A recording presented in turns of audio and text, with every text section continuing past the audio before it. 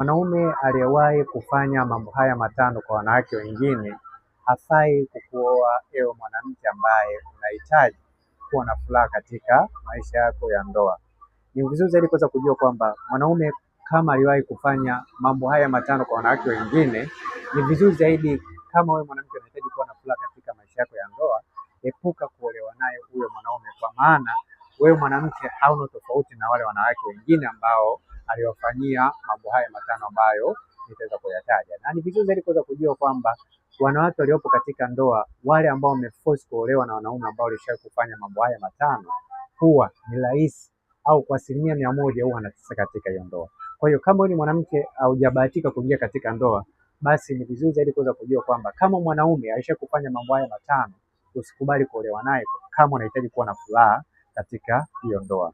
Jambo la kwanza, ikiwa mwanaume alishawahi kukataa mimba yake, kama usikubali kuolewa na huyo mwanaume.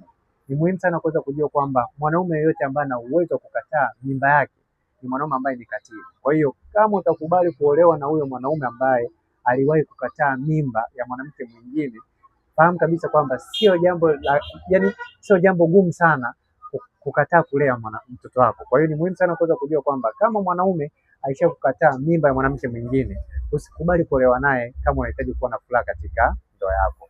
Na pia jambo la pili, ikiwa mwanaume aishawahi kushiriki kutoa mimba, fahamu kabisa kwamba huyo mwanaume hana upendo na mwanamke.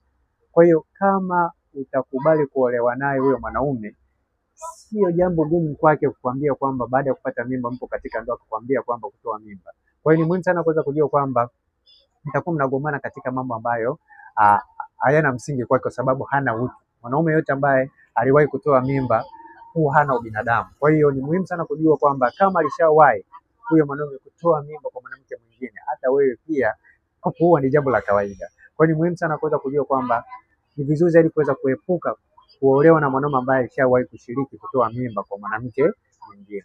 Na pia jambo lingine, ikiwa mwanaume alishawahi kumbaka mwanamke au kumpiga mtungo mwanamke mwingine, kwa wewe ni jambo la kawaida. Kwa hiyo ni vizuri zaidi kuweza kujua kwamba hautakiwi kuolewa na huyo mwanaume, kwa kuwa ni jambo jepesi sana kwake kukubaka mkiwa katika ndoa au kukupiga mtungo mkiwa katika ndoa pale unapokuwa umemkosea au pale unapokuwa umeachana.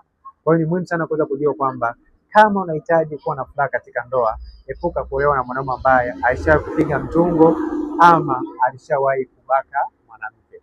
Na pia jambo lingine, ikiwa mwanaume alishakumpiga mwanamke, kama mwanaume alishakupiga mwanamke mwingine, hata wewe ni rahisi kukupiga, kwa sababu hauna tofauti na wanawake wengine.